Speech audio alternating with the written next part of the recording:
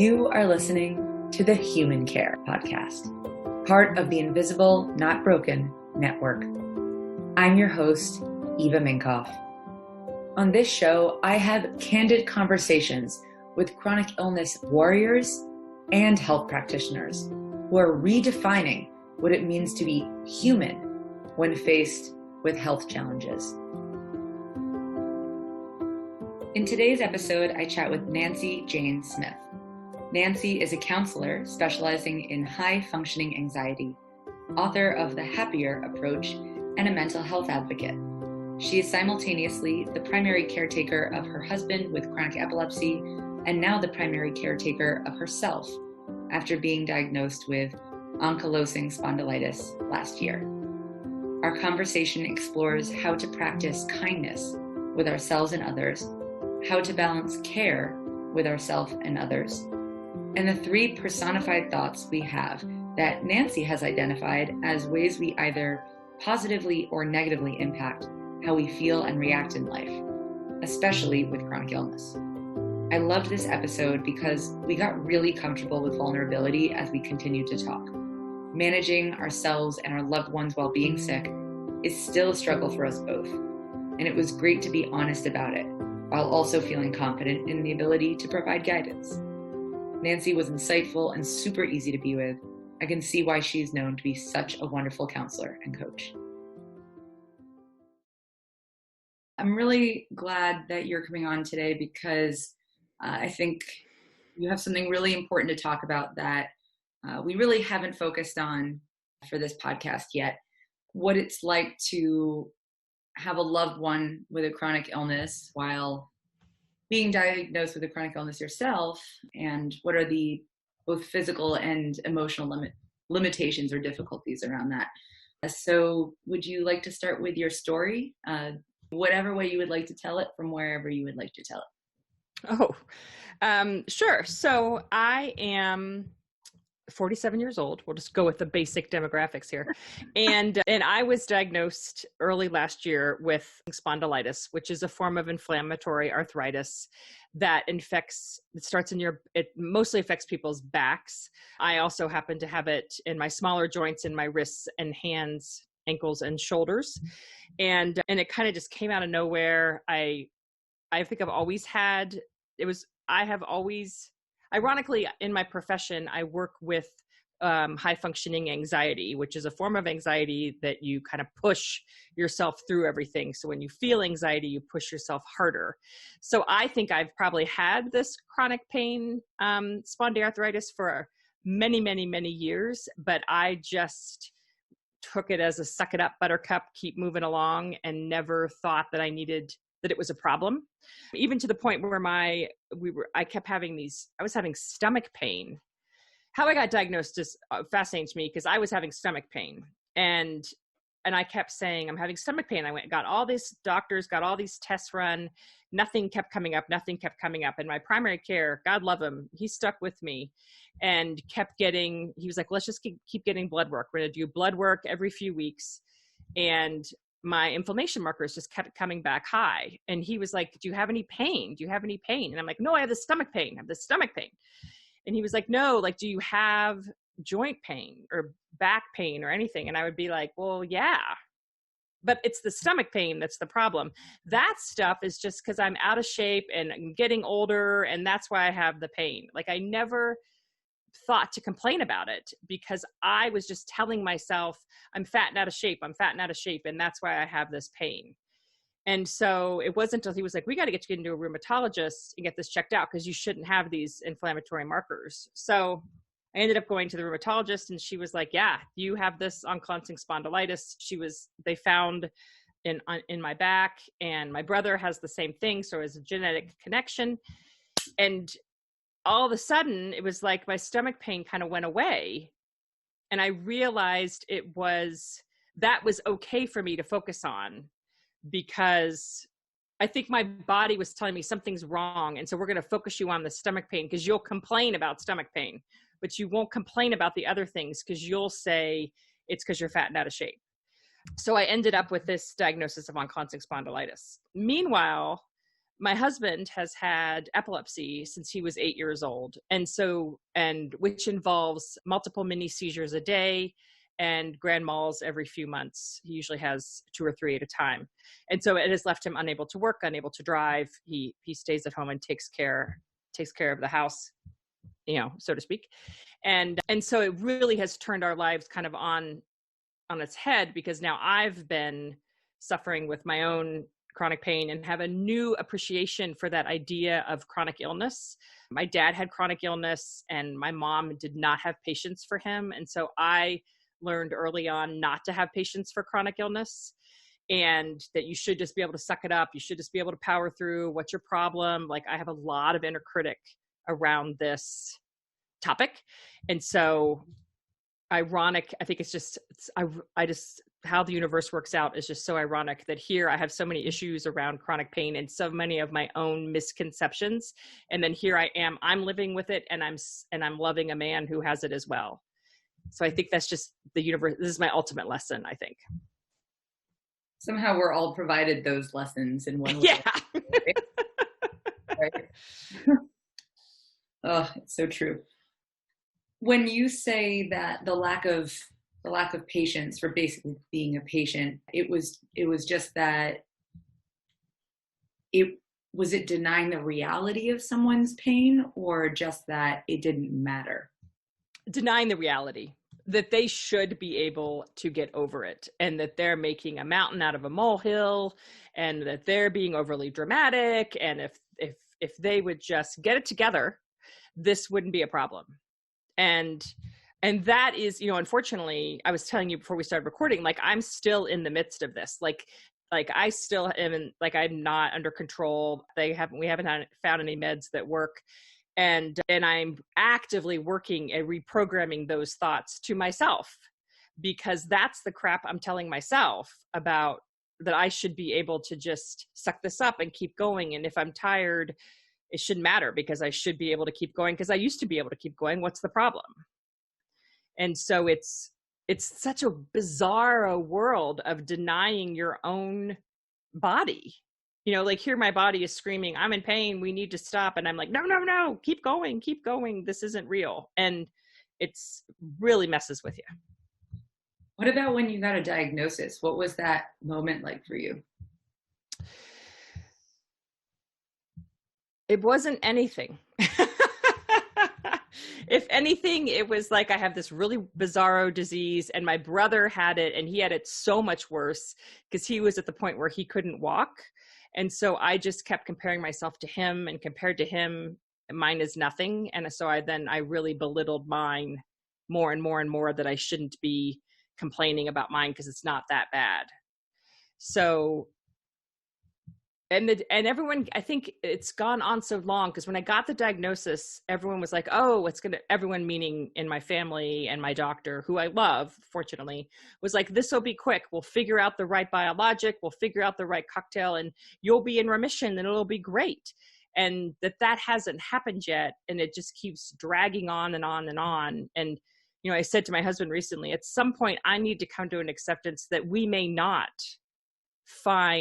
this may not go into remission, and I got to keep holding my breath for that next drug that's going to do it. Instead, I need to be actively working on dealing with what's happening right now, and not just constantly looking to the future of, then it'll be diagnosed and I'll be okay, or then I'll get a medicine and I'll be okay. Yeah, like how do you feel that you've been coping with it well now, and in ways that you haven't, if you don't mind me asking? Because I know you're very much in the process, as a lot of us are listening. So any way in which you can show what has been working for you, or be honest about what's still a struggle.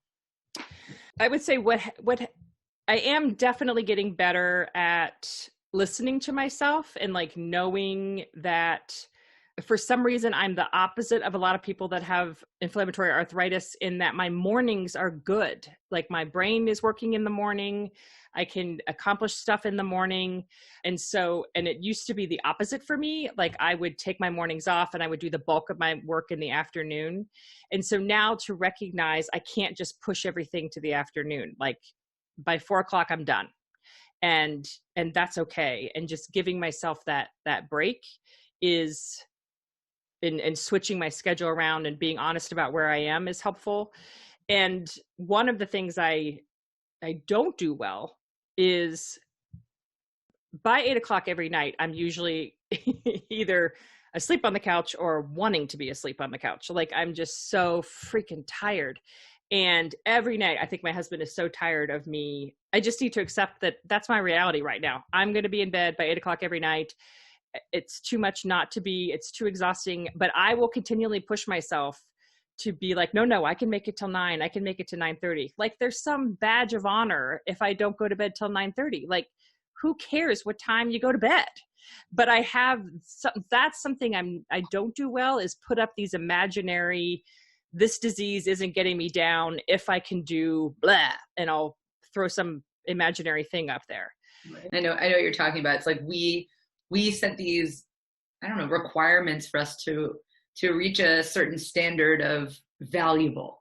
Like, yes, I'm so valuable if I'm able to do X, Y, and Z, which no one created those standards but myself. And of course, they're always going to be like a little out of reach. Yes. Unrealistic. Silly. Yeah, totally. Yeah. It's just, it's interesting. But the other thing that I do well is I've pushed myself every day to take the dog for a walk. And really, our dog has been a lifesaver for me with that, because that movement in the morning really helps. It helps with my anxiety. It helps get me going. And I wouldn't do that if he wasn't there. Like, come on, I got to have a walk, you know. He wasn't yeah, he was like, come on. So that has been so helpful to, you know, get up and get out and, you know, just be outside, I think has made a big difference in dealing with it. And being, my goal on those walks, which doesn't always work, is to be able to recognize that some days we're going to have our 30-minute walk, and some days I'm going to be lucky if I can get a 20-minute one in there, you know, and some days it's going to be 10. Like, so having that kindness to myself is still something I'm actively working on. Yeah, as you alluded to before, this concept of practicing kindness, both to yourself, and I know that's something that you preach to those you counsel as well, right? Yes, yeah. So actually, moving towards that, can you tell us a little bit about your practice as a coach for people with high functioning anxiety? Is that correct? That is correct. It is. So I started the work with high functioning anxiety because I wrote a book called The Happier Approach, which is about our inner critic. And I call our inner critic the monger, because the monger spreads messages of propaganda. And that's what that inner critic voice is doing. And so I got interested in the idea of the monger, when dealing with my dad, who ironically was diagnosed with fibromyalgia, had chronic pain his entire adult life, and also had Parkinson's with dementia. And when he died, he still believed he was a failure. Like, his whole life, he just pushed himself so hard, and that monger won the whole time. And so spending time with him when he was dying, and I was like, I'm doing this too. I am constantly beating myself up, and I need to find a way around this. And so I wrote The Happier Approach, talking about the monger, and the other character of sabotage I call the BFF, who is the idea of, go ahead, have that third drink, it'll be fine, you know. And then the next morning you wake up and you're hungover, and your monger's like, what were you thinking? Or, you know, like, I know if I have too much sugar, it makes my joints get flared up. So but my BFF is all about encouraging me to have sugar because it's been a bad day and you deserve it. And then I pay the price the next day. And so then bringing in the third voice I have is the biggest fan, who is the voice of kindness and wisdom. And I realized in talking to people about this book that we all have a monger. We all have that inner critic.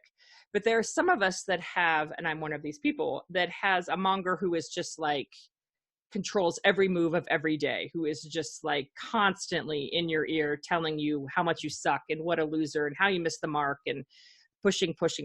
And so I got really curious on who those people were. And a lot of those people that have that really strong monger have high functioning anxiety. And so it's not saying that a lot of people will push back to me who have, they'll be like, oh, so then you're saying there's a low functioning anxiety. And I'm not saying that we as a culture say high functioning means that it's better. And I'm putting quotes around better, but all it is a way of coping with your anxiety. So you have these feelings in you of a constant go, go, go, a constant insecurity, self-doubt, unworthiness. I'm feeling out of control. And you can either choose to hide and, I'm not going to go there. I'm not going to face that. I'm just going to hide out because it's too overwhelming. Or the people that I work with have I got to push myself harder. I'm going to get through this. I'm going to go, go, go. And so they tend to overperform as a way of dealing with those emotions that are coming up of anxiety, surrounding anxiety. And so those are the type of clients that I work with, largely because I really understand them because I deal with it myself. So yeah, that's largely the work I do. And how I have figured out how to do that work is by, instead of having clients come into my office and talking to me in, the traditional way of sitting for an hour and chatting, I have clients actually work with me through an app called Voxer, where they can interact with me throughout the day. So whenever they're feeling attacked by their monger or overwhelmed, they can reach out to me on a walkie-talkie app and tell me what's going on. And then I can get back to them right away and help them kind of unhook it. And so it's really helpful for working with clients who have this tendency to push through everything, and they don't want anyone to see them sweat. They don't want anyone to see that they're upset, even though inside they're like freaking out. Externally, they look really calm and put together. So I was finding they would come into my office. They'd be like, I'm fine. Everything's fine. I don't have any problems. That's great. And we weren't making any headway. And so with this Coach in Your Pocket app, we can start making headway because they're able to talk to me in the moment. I love that. I could have used that many a time. Yeah, I'm actually in the midst of getting a new therapist, using Wellacopia. Boom. Nice. But it's always fun when I can do that. But I do have a life coach, and I see them as very different. They complement one another for me. And there are times, she's so busy, where I really need a bit of an emergency session. Mm-hmm. And she does her absolute best to accommodate, but she's really busy. Yeah. We text, we absolutely do, but I do wish there was actually a little bit of a better system there. So I'm definitely checking that out too. I'm glad that you found an app, a platform in which helps you with your practice, but also them feel the relief they need. Yes. Yeah. Yeah. Yeah. That is really great. And I just going back on what you said with the three different types, the monger, the BFF, and the fan, is that what they were? Yes. Yeah. Right? Yeah, I'm just thinking about, well, first of all, I've never been diagnosed with clinical anxiety, I guess would be the term, right? Mm-hmm. Generalized anxiety disorder is the technical. Right, generalized. I've never been diagnosed with that, nor do I think I fit the definitions that I've read, but I definitely have how do I put this? There's an intensity to my brain. Eva does not coast. Eva is rather intense. So when I'm thinking about these roles, I so closely identify with them as like these little voices in my head. That sounds bad when I say it that way. But, we like having that inner critic where sometimes that critic is really, really quiet. Mm-hmm. Right? They're like just whispering, just enough for you to hear it. You don't really hear it. It happens to me way more often than I thought growing up because I've always been a very confident person. Mm-hmm. Turns out I'm bashing myself all the time. And it took a while to figure out.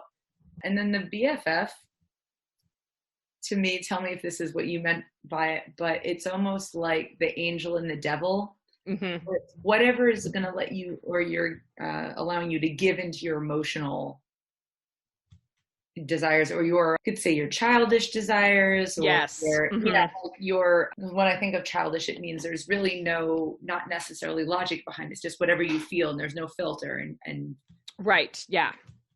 and then fan, is that someone or a voice that is more like on the logical lines of things, and like your real, like your actual best interests? Yes. Cause the biggest fan is going to say, hey, we have a deadline. We got to get to work, and I know you want to procrastinate, but let's just do 10 minutes of work. Or we said we we're going to get up and stretch today. So let's get up and do 1 minute of stretching and see how we feel. Like, just that kind of hold your feet to the fire, but kindness, not come on, you lazy idiot. You said you were going to get up and do something. What's your problem voice, but kindness voice. Wonderful. I love that you created an identity around these different voices, different ways of thinking and being, because at least in my opinion, every time I personify something, I feel more in tune with whatever that thing or feeling is. Like, yes. Yeah. It's just my monger pissing me off, or like, right. Totally. Yeah. Yeah. Where's my fan at? Where? Right. Yes. Yeah. Yeah. Cause I'll literally say, like, let's call in your biggest fan. Like, what would she be saying here to get that? Yeah. So what about yourself when it comes to being a caretaker for your husband? Maybe what's been the difference from before you were diagnosed to after? One of the big differences, I think, is I have more understanding for him. I had a ton of understanding for him, but since my diagnosis, it's really getting the fatigue that he experiences, the medication side effects that he experiences, the stuff outside of his control that he experiences, and being able to really empathize with him on a different level. And then it's also, I think, bringing it back to that biggest fan idea. It's also being able to kind of know when to be kind to him, but also push him a little bit to be like, like, we can do this, or I think you could, clean the house today, even though you don't, maybe not feeling like it, or let's get up and do something. And I think that has helped as well. Like, I can do that in a different way. Like, oh my God, he's totally lazy. I can now couch that in, okay, he's just been stuck in a rut. He hasn't been, let's figure out a way to get around this.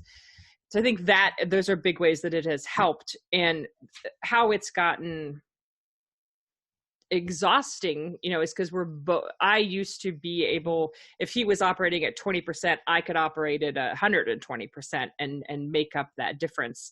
And now it's just accepting that that's not going to happen. Like, I'm lucky. Some days we're both lucky that we get off the couch and get food in us, and that may be us ordering in to do that. And that's okay. So reducing the standards. And I think for me, it would be so much harder if he were 100% well. This might sound terrible, but I'm going to say it.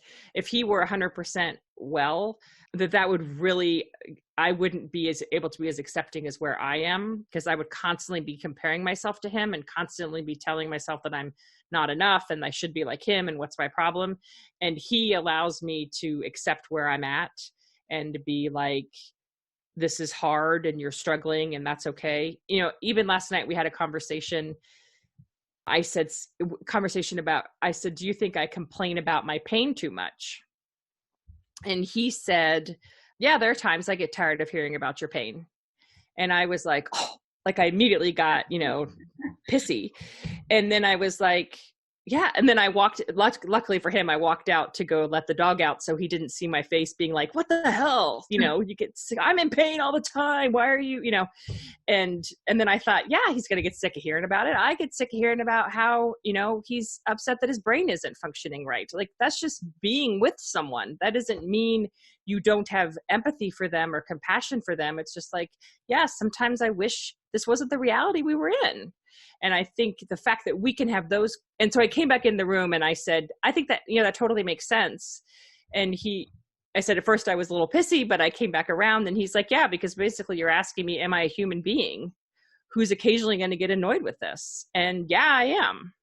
And I think being able to have those types of conversations has really strengthened our marriage, that we don't have time for the bullshit. It's like, you gotta figure out how to get through this on a daily basis. That my husband and I go through, of course, the same thing. I think everyone does when they're having a relationship with someone with a chronic illness. But so my husband does not have a chronic illness necessarily. He does have a difficult life being a fellow as a doctor, but he's really good at not complaining, which also, like you were saying, yeah, being 100%, I'm like, damn it, I wish I didn't complain. Right? And what I kind of found funny in this conversation is that what I complain about most is cold. That's actually what even if I'm in lots of pain, for some reason, I'll be okay with that. Like last night, I was already in bed and I wasn't feeling well. My joints were real acting up. And I just asked, would you, as you're coming into bed, like go get my CBD? Because it takes a lot of the edge off for me. And he said, oh yeah, of course. Are you feeling painy? You know, and I was like, yeah. But it's, I didn't really need to talk about, I feel like I talk about my pain more so when it actually impacts him. Like we need to sit somewhere, or like, I can't do this. But I complain all the time about the less significant thing, but I'm just thinking about a lot, which is the cold. Now the cold definitely affects my pain. No, right. Absolutely. But I will, and I don't even hear it. I'll be that person walking outside to the car because I'm in Rochester and it's like 10 degrees. And I'll just say it's cold, like just the words, it's cold, like 5 times and not even notice it. It's so irritating. He's like, I got it. You're cold.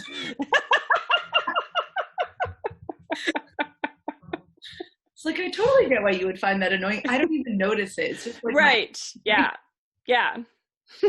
What is that doing? It does nothing. In fact, I should be saying, hey, Eva, be on a beach in Barbados. And right. Actually, I will feel a little bit better. Because you just, yes. Like, be on a beach. Yeah. Because because I said to him, I think, and we came to this conclusion that I will complain in an effort to get myself to be kind to myself, like to be like, this is real. I hurt this much. Because I think to a lot of people, no one knows how much I'm hurting, like I'm putting on such a good act. And with him, I can be real and kind of say, oh, today was a bad day. Like I'm really struggling. And it's a way to hear it out loud. So my biggest fan will step in and be like, yeah, because all day long I've just been hammering myself with my monger. Like, I don't care that you're in pain. You got to keep moving. It doesn't matter that you're in pain. You got to keep going. Instead of saying, it sucks you're in pain. And what do we need to finish? What can we end the day with that will be a positive versus just hammering myself. Right. And I feel like a lot of people, including myself, fall in an in-between like crack there of the go, you shouldn't be feeling negative, bad, and the take care of yourself, be positive. In the middle of that crack is, okay, I recognize that I'm in pain and this sucks. And then just feeling defeated, whatever about it. I know that I feel that often. Yeah. Well, yeah. And it's I don't know about you, but for some reason I am more triggered by the smaller episodes of pain. Yes, I would agree with that. Yeah. Why do you think that is? I think the bigger ones, I can let my whole self go into it. Like, oh, this is terrible. I think I can buckle. It's kind of like when you experience, like, I remember when my dad died, and it was just like, the week that he died, I was on top of it. Like we were doing things, and I was checking things off the list. And that's how I get when I'm in a major flare. Like, I'm like, okay, all hands on deck. What do we got to do to get through this? And when I'm in a little flare or a little pain, even today, like I would say that's what's happening. Like I'm in a little, my wrists are just like killing me today, but it's not all over. It's just in my wrists. And I've been more whiny in my brain today than normal, because it's just minutely annoying versus the all over pain, which requires me to stop and change how things are going. I still have to keep going with the little wrist pain, but it's there all the time. Yeah, I get what you're saying. It's almost like a distraction, and therefore you notice it more rather than catering to it. So like, if I was in a whole flare, I'd be in bed doing maybe if I was doing anything, the bare minimum, and being like, it's okay, Eva, today's a bad day. Yes. Yeah. Right. Yeah, that makes sense. If you don't mind, I wanted to go back to something you said really quickly before about you and your husband. Like if you're one of you's functioning at 20%, the other is going to try and go 120% or whatever. I just recently, I think it was on a podcast, heard Brene Brown speak. Do you know who Brene Brown is? Oh yeah. I'm certified in her stuff. So yeah. Big fan. I love all her books and her talks, and great researcher. If people haven't seen Brene Brown stuff, Google her. I can put links in the show notes. Anyway, she is like the queen of vulnerability, which I guess out of context sounds weird. But she studied shame and vulnerability for like the last couple decades. And actually my book of hers, Dare to Lead, is over there. The reason I bring it up is on this podcast, she said something about her husband and her having this pact of mentioning when they come in the door at what level they're operating, or I think it was in regards to stress, I believe. Okay. So for instance, so one of them mentions it first, and then the other person knows they can pick up the slack. So let's say Brene comes in and goes, I'm at a 40. Like, do you think you can meet me at a 60 today? Mm-hmm. And I don't know what percent of the time, but the majority of the time they can do that for each other. But then there are some days where they're both at a 20. Mm-hmm. And then they're just like, okay, we've established, we know where each other is, and we're just going to take care of ourselves in the best way possible. Mm-hmm. And I found that interesting. Yeah. Because with two people, I guess actually whether both have a chronic illness or one has stress and one has a chronic illness, like Brene does, they were talking about, I believe, stress in that situation. Right. Yeah. And I think I love about that, I had not heard that. What I love about that is the idea, like the belief of me saying, and I have to be at 120 is a fallacy. Like that's like total monger pushing me to do something impossible versus me being, just because he's operating at 20%, then I can come in at whatever percent I'm at, and we just got to figure out how to get it done versus I need to overperform to make up for him. That isn't the case. Right. Yeah. And that's the difference there is maybe you can see sometimes if you can push yourself a little bit more. I feel like there are times, it depends on what's going on. So I've been in pain when my husband's in pain or whatever, something's not going well. And depending on where I am, I'm like, okay, you know what? I can push myself a little bit more and take care of him within reason. But yeah, if you're both at a low percent, I think she said something about at least verbalizing it, what they need or how they're going to handle it so they're on the same page. But yeah, I listened to this only a few days ago. I just loved that insight into their marriage where they actually state it. They state it when they walk in the door. That's awesome. Yeah. It's like, that's cool. I don't know how other people feel about it, but I might try that with my husband. Yeah, I think the more you can have intentionality and communication around what's really going on is important, is a key. Like I know that's a key to our relationship that he can, when I come home and I'll say, how many seizures have you had today? And he'll say, I've only had 2 or I've had 8. I know an 8 day is just brutal for him. Yeah. So he's just not going to be there in the same way. Are they every day? Yeah. I guess how these ones work. Yeah, they're daily. Wow. What in the moment, what is that like for him? When he just has his face will fall. He gets this really awful look on his face. They only last for like 10 to 45 seconds, but he gets this awful look on his face, and sometimes he'll have a tick, like a physical tick, like his hands will pick pick his shirt or something, and he can't communicate. So we have a signal that he puts his hands together, like hits his thumb when he's when he's having a seizure. Because a lot of times, like I'll be talking to him in the kitchen and he'll be in the family room and I can't see him. And I'll be like, what's going on? Like, why aren't you responding? I don't do that. Something.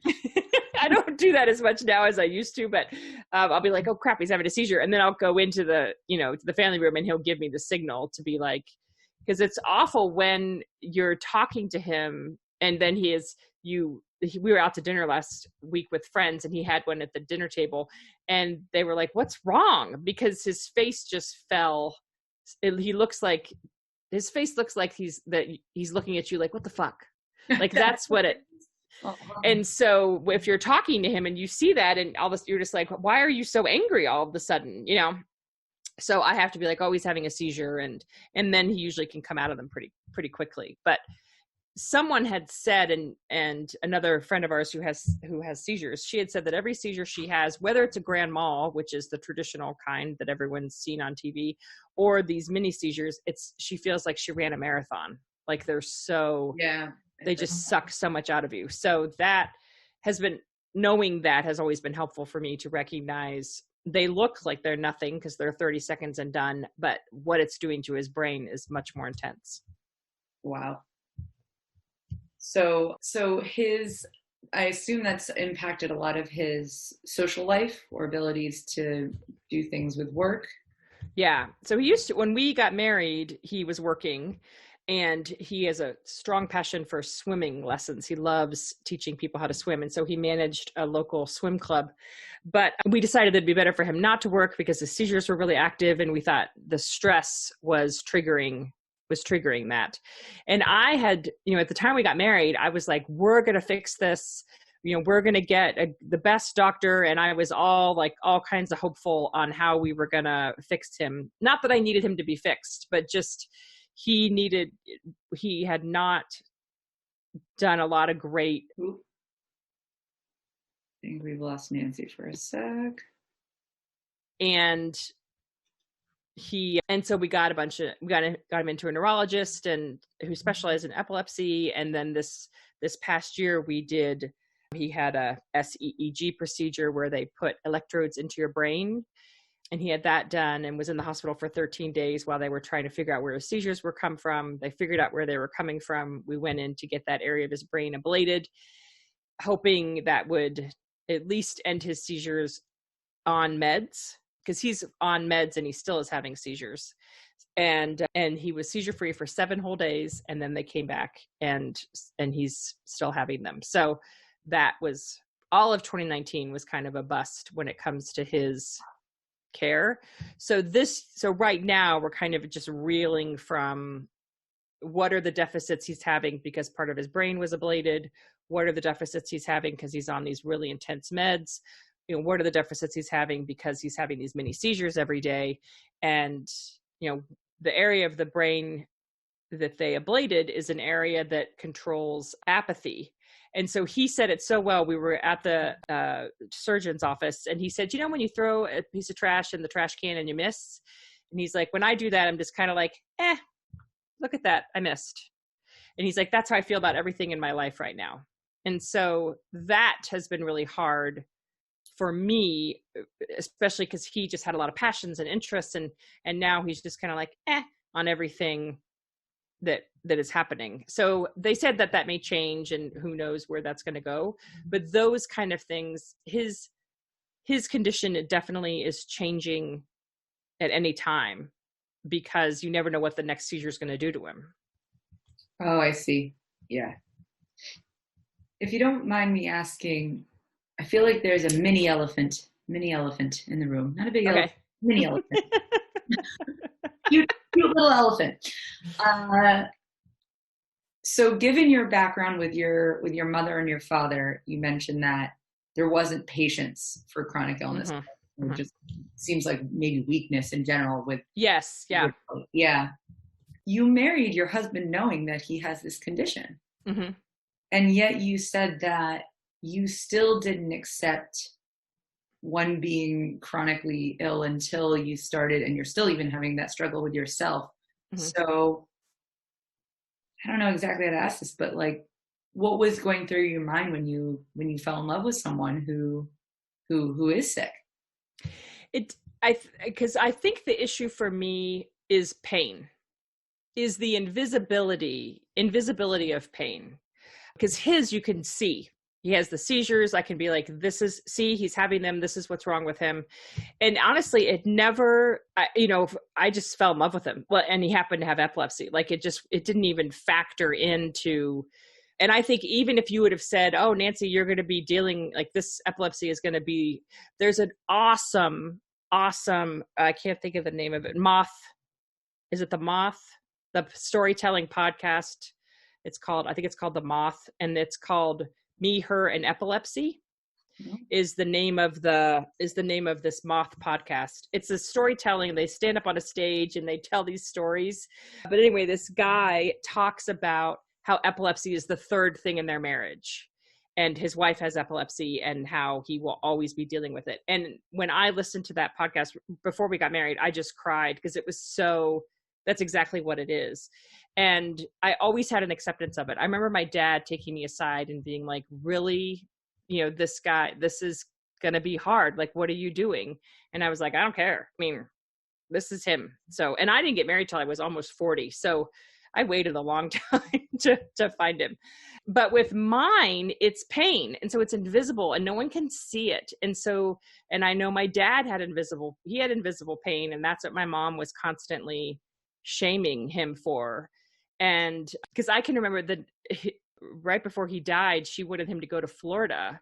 And she said to him, you're in pain here. You're in pain in Florida. Who cares? Like, let's just go to Florida. And now I can say to her, I said to her somewhat recently, yeah, but getting to Florida is hell when you're in pain. Getting on the plane, sitting on the plane, excuse me. You think it's just 2 hours, but it is 2 hours of hell being on a plane cramped where you can't move. And I said, I could totally get why he didn't want to go. And being in your home is so much more comfortable than being in some hotel. You can't sleep. I said, there's a lot more to it than you're in pain here, you're in pain there. And that's the piece that people don't see, or especially my mom doesn't see, is just like, keep pushing, keep pushing, keep pushing. Yeah. And sometimes that just isn't worth it. Yeah. It's a different context of pain. Mm-hmm. Yeah, sure. Always going to be in pain, and there's better pain, there's worse pain, but the experience around it, like even if it's the same pain, right? Like the same level, you're at like a 5, whatever. But where you are just somehow it makes a huge impact on it. Even if it's, I shouldn't say even if it's just emotional, but right. Yeah. Yeah. I remember I had a flare. I don't get like knockout flares, as I call them, very often, meaning that I am just not a human. Like I'm in bed, can't do anything, everything hurts. They don't happen, luckily, that often. It's only a few times a year. One of them happened on the way back from an international trip. Oh my gosh. In November. Yeah. And I was like, really, this is happening right now? Really? And I just had the most wonderful trip. I was so happy I could make it through that trip physically. Yeah. Yeah. Well, it was wonderful. And I'm a travel junkie. So that's a whole other can of worms for me that, has been difficult with pain. But yeah, I do remember thinking specifically what you're talking about, which is this would suck anywhere. But being on a plane right now just exacerbates everything that I'm feeling. Mm-hmm. And also being so close to people, also being with my husband, I felt like I couldn't have my space. I wanted him to be there, but I also need my physical space when I'm becoming human. I don't want things to touch me. I have the belt, the sounds, it smells weird. There's pressure. Right. Yes. Yeah. Yeah. When we were landing, I was just like, no. I mean, yes, thank God for landing, but no. Right. Yes. Oh, yeah. It was a lot. I'm sure a lot of people understand what I'm talking about. So yeah, that definitely makes sense. First of all, we're all imperfect humans. right? Whether it be chronic illness or something else. And Mm-hmm. I feel like everyone just has to be honest with themselves about where their boundaries are. Mm-hmm. And for you, your boundary was not like a physiological chronic illness. Mm-hmm. And it's wonderful that you were like, this is something I can see. I love this person, and that's not going to hinder my feelings for him. Mm-hmm. And that is wonderful. Yeah, it's funny. I never actually fully had that experience. I had dated people with mental health issues. Never any real big physical ones though, and I do wonder how I would have acted, because I don't think I ever became clear with myself when I was dating Mm-hmm. what that line would have been. I guess I would have taken it as it came. It doesn't really matter now, I guess. Right. I'm married, I'm happy, like leave it at that. But although, sorry, I shouldn't say that, because God forbid something could happen to my husband. Right. Totally. Yeah. That's also just life anyway. Yeah. But it is, the thing because I have friends who will say to me, oh my gosh, how do you deal with the fact like that he doesn't work and that, he takes naps, long naps in the middle of the day, and don't you get frustrated? And I'm like, you know what? He is the most kind, and I can come down in the middle of the day and be like, blah, all over him. And he stops what he's doing and he listens to me. Like, he is the perfect person for me. And I don't need someone that brings in a ton of money. I don't need someone that, that's driven and is cleaning up the backyard and doing all these amazing things. I need someone that's going to show up for me, who's going to be amazing to my family, to, like last night we went out to dinner with all my nieces and nephews, and there he is, like joining in with all of them, having fun. Like that's, I see those gifts in him, and that supersedes any of the other crap that I don't care about. So for someone else that maybe they couldn't deal with it, but the stuff he brings to the relationship is exactly what I need versus the other stuff. That's actually just really good relationship advice in general. Yes. It's not about what others think you should or should not have. There might be things you want to consider if you haven't thought them through enough. Absolutely. But who is it that you need? And who are you going to be for them? It's a partnership, right? And actually, speaking of partnership, I like looking at relationships all under the same light, even though there are different goals with each relationship. For instance, we're talking about marriage or romantic relationships. Mm-hmm. But what about with a friend or a colleague or as a daughter, right? Like, where do you see, like, if you had to, based on your experience as a counselor or just as a woman, what differences have you seen in relationships other than romantic ones in this kind of a scenario? So like taking care of a loved one who is not your spouse, but someone else to you. I don't get you. I'm not following the question. Sorry, a little bit long thrown out. So we've been talking about what it's like to be someone with a chronic illness, also taking care of someone we love with a chronic illness. Mm-hmm. We've been talking about it in the context of romantic relationships. Mm-hmm. So what differences do you see in this between other relationships? So taking care of your father, for instance, a chronic illness, or a friend, when you yourself are also dealing with things. I think it falls in the same boat. I mean, obviously it's different because romantic love is different, but I still think it's a choice, and it's a showing up, and it's a recognizing what this person brings to the table beyond their illness. And I think that's what's so important, not to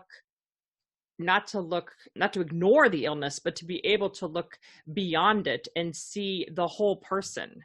And we don't do that enough. Period. Like, just because I know, like with my dad who had chronic pain, he was able, I so many times I have conversations with him when I'm walking the dog in my head, and almost every one of them starts of, I wish I could go back and be like, how did you do this, dude? Like, how did you live your entire life in chronic pain and accomplish as much as you did? And I think that one of the reasons when he died, I had no regrets with him, which was just such a blessing, is because I was able to have those empathetic times with him when he could say, this is so hard. And I could say, yeah, this is so hard. You are with the Parkinson's, his pain was even worse and everything was exacerbated. And so I think being able just to show up to another human being and be like, this is hard. Where can I help? What can I do? How can I be there for you? And not just, and see them as a human being who's flawed instead of what we think they should be and how much they should be able to do, and the stereotypes and the judgments that we have in our own heads. Very well said. And if for some reason you're not able to do that, whatever that reason may be, then maybe you should decide what that relationship is. I guess I'm thinking a bit more in terms of friends. But I've thought that actually this is something my husband said a while ago that I love. And it wasn't really about illness. It was about just people and their flaws. But but sure, I guess we can unfortunately put like a negative thing. Flaws doesn't sound good, but like something not positive maybe about them. He said, when you know something about a person that you don't like or you don't think is right, sure, maybe depending on what it is, you can see if you can have a positive influence on it for a very limited amount of time and energy. And if that's not the case, then you have to make a decision. Are you going to be their friend? He said this in the context of friendship, or are you not? Or I guess in the family, since you're always going to be family, decide what relationship you want to have. Because people have to be their own. They're no one's going to change them except themselves, right? Right. And so when it comes to chronic illness, I think in this case, it's you like being there. Oh, my mind just went. What do you think? Where was I going with this? Remind me, what were you saying about your dad? The empathy thing. Oh, gone. Oh, sorry. Yes. So it's not just about it's accepting who they are. Oh, yeah. That's what I mean by it. So when it comes to empathy, but you have to decide whether or not you're okay with that negative thing that you don't like about them or wish was different. Yeah. And if you're not, then you decide whether or not you want them in your life or how you want them in your life, but don't try to change them or don't blame them for it. Right. Yeah. Yeah. That's huge. Yeah. And I was like, how are you so emotionally intelligent? He's so good at compartmentalizing emotions like that. Cause there's this friend we had and he's not really a good person. He's no longer my friend, but okay. he was a lot of fun. Really fun guy. And I'd have fun with him, but then I'd yell him at for these other things because I would say, this isn't right. You're not showing me respect, whatever. And my husband finally said to me, you have to decide if you want to be friends with this person. I'm friends with him to have fun. And then I take everything else away because I accept I don't like these things about him, whatever. Right. And he said, you have to figure out whether or not that's enough for you. Yeah. Because I think that's absolutely the key, the acceptance. And also, and another piece of that I think of for me, especially because I'm still struggling with my own chronic pain, couch it in chronic pain, is that like sometimes we'll go out and I'll be like, oh, those, my friends are going to judge me because I'm tired or because I have to leave early or whatever. And then I realize I'm judging myself way more than they're judging me, so to recognize what are you putting on, this isn't the case in the scenario you just talked about, but a lot of times we put stuff on our friends that we assume they're talking about us or thinking about something and really they are showing up 100% for them, but we're not showing up 100% for ourselves. And so we project onto them. Oh, that's so true. And I think that happens a ton, and I know I do that a ton. Yeah, we're really good at yelling at other people when we really want to yell at ourselves. Yes. Yeah. I think especially with chronic illness, that's something to look out for. I really do think most people do that in one way or another, but with chronic illness, I feel like we can be a bit more sensitive in that area. Yes. Yeah. So definitely good to bring up. We have to wrap up in a minute, but are there any other nuggets of knowledge or something that you'd really like to put out there if we haven't covered it already? Like for some of your clients or your friends or even your husband, do you find that there's one way of looking at or a certain way of looking at things that has brought to life your biggest fan? Let's put it that way. The thing I always say to myself over and over and over again, two things. One is get out of your head, because I always am doing better when I can approach the world from a grounded place. So when I can like get into my body, because my head just will spin on and on and on. And then the second thing is, how can you add in some kindness here? Whether that be that I'm frustrated because my husband didn't do the dishes again, or whether that be that I'm frustrated with myself that I procrastinated and didn't get, starting with work until 10 a.m. and I really wanted to hit it running at 8 a.m. is to, asking myself, where can I put some kindness into this piece? Because for me, saying the word kindness, when I say, how can you accept yourself no matter what, that's so triggering for me, because I'm like, I have so much more I want to do and I can't accept myself no matter what. I want to continue growing. And I have all this whole big story around that. But if I can say to myself, where can I add some kindness? I can do that in the moment. I can come up with a piece of kindness really easily and be like, okay, we didn't get work until 10 a.m., but here we are, butts in the chair. What are we going to do? And that idea, I think, has been a game changer for me. Thank you. That's great. It makes it much more manageable. It's a way to move in a positive direction, but not in such an overwhelming way. Like you said, totally accepting everything about yourself and your life. It's like, whoa, it's a lot. Right. it's a great aim, and one should absolutely move. Absolutely. But all at once, that's a lot. It's like, okay, well, what about right now? What can I do to give myself some kindness? And that's perfection. Thank you. Well, Nancy, this has truly been a pleasure. Thank you for coming on today and sharing your candid story with us. It definitely impacted me, and I'm sure many others listening. Thank you so much. It was awesome. As mentioned in the episode, Nancy works with her clients through a game-changing program called Coach in Your Pocket. She developed this new methodology for people with high-functioning anxiety in mind. As opposed to traditional in-person therapy sessions, Coach in Your Pocket gives you support in the moment when you need it most. Using a convenient and user-friendly app called Voxer, you can leave Nancy a voice or text message at any time, 24/7. Whenever you're struggling or having a panic attack, or you're pushing yourself too hard. Imagine being able to reach a trusted, knowledgeable expert in high-functioning anxiety at any time of day, any day of the week.